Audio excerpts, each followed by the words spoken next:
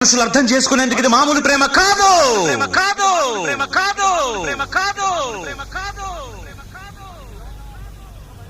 అగ్నిలాగా స్వచ్ఛమైనది.